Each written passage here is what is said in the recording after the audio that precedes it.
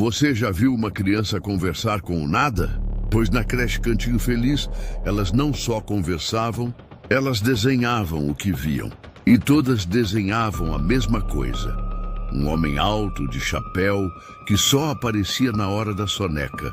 Os professores acharam que era imaginação, até que uma câmera foi instalada. E o amigo imaginário finalmente olhou de volta. Pausa, som de estática e voz baixa. Shhh, é hora da soneca. Meu nome é Patrícia, e o que eu vou contar para vocês aconteceu de verdade. E até hoje, eu me arrependo de não ter ido embora quando os primeiros sinais começaram a aparecer. Tudo começou quando eu trabalhava como auxiliar numa pequena creche chamada Cantinho Feliz, no interior de São Paulo. Era um lugar simples, aconchegante, com paredes pintadas de amarelo e murais cheios de desenhos infantis. Nada ali parecia ameaçador, nada. Mas o medo, às vezes, não começa com gritos. Começa com o silêncio. O primeiro sinal veio pelos desenhos das crianças. Era uma sexta-feira e eu estava recolhendo as folhas do dia quando percebi algo estranho. Vários alunos, de idades diferentes, tinham desenhado o mesmo homem. Um homem alto, magro, usando um chapéu marrom e um casaco comprido. E o pior, em todos os desenhos ele não tinha rosto.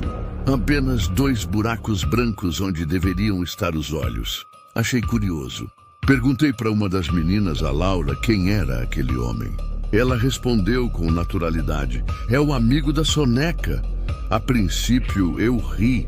Crianças inventam amigos imaginários o tempo todo.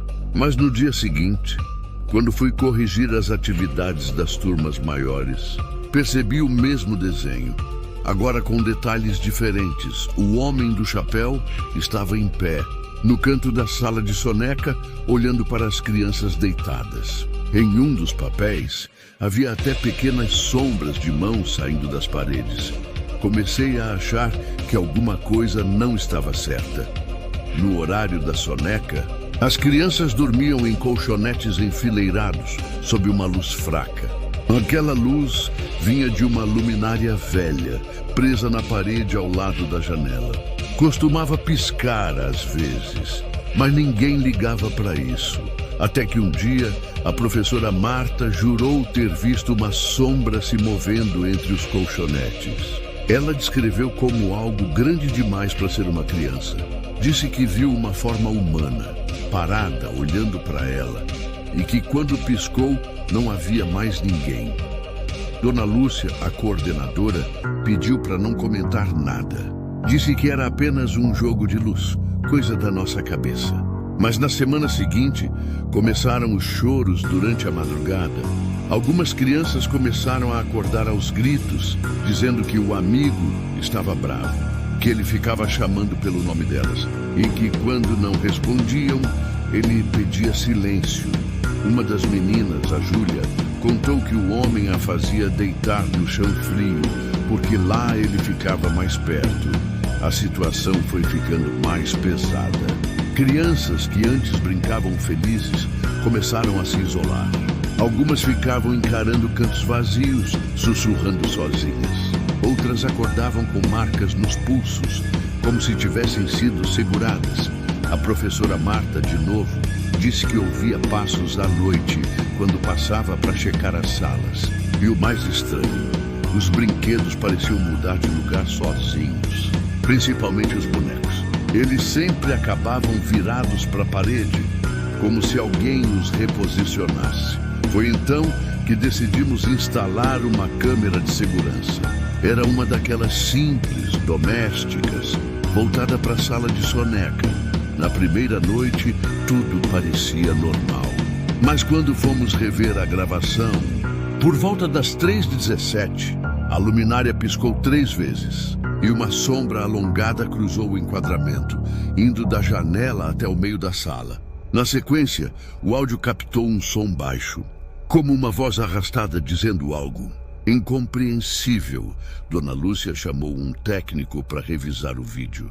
Ele parou a imagem, aumentou o contraste e por um breve instante era possível ver 2 pontos brilhantes, como olhos, refletindo a luz da luminária. Alguns pais começaram a desconfiar. Uma mãe, ao buscar o filho, perguntou por que ele tinha tanto medo da hora da soneca. O garoto respondeu: porque o homem do chapéu não deixa a gente acordar. No mesmo dia, uma das professoras encontrou riscos na parede, feitos com giz preto atrás dos colchonetes. Os desenhos mostravam uma figura com braços longos e várias crianças em volta. Abaixo estava escrito: não falem alto, ele está dormindo. Dona Lúcia começou a investigar a história do prédio e descobriu que, antes da creche, o local era um hospital infantil desativado. Nos anos 70, um incêndio destruiu parte do prédio, matando 8 crianças e um enfermeiro.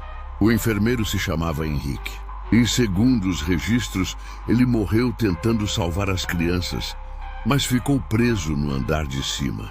A causa da morte? Asfixia e queimaduras. Algumas pessoas diziam que ele nunca foi encontrado, outras que ele nunca foi embora. Depois dessa descoberta, as coisas se tornaram insuportáveis. Durante uma atividade de pintura, as crianças começaram a gritar. A tinta vermelha escorria das paredes, embora ninguém tivesse encostado ali.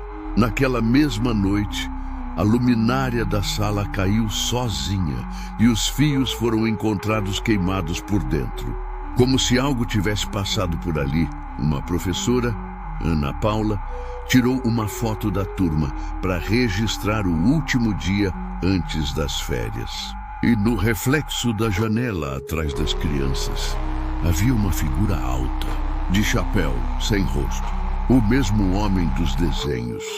Ela tentou deletar a foto, mas o celular travava sempre que abria o arquivo. Quando finalmente conseguiu, o aplicativo fechava sozinho. Na última tentativa, o aparelho apagou. E, ao reiniciar, a imagem não estava mais na galeria. Na segunda-feira seguinte, a creche amanheceu com todas as portas destrancadas, mesmo sem ninguém ter as chaves. Os brinquedos estavam espalhados no chão e os colchonetes, todos virados de cabeça para baixo. Na parede, alguém tinha escrito com tinta preta: ele acordou. Dona Lúcia desmaiou quando viu. Chamaram um padre local, que chegou com água benta e tentou rezar em cada sala. Mas quando entrou na sala da soneca, a lâmpada estourou com um estalo seco. E o crucifixo que ele segurava caiu sozinho. No dia seguinte, a creche fechou. Definitivamente, o prédio ficou abandonado e, com o tempo, virou ponto de curiosos. Alguns adolescentes tentavam entrar à noite. Poucos conseguiam.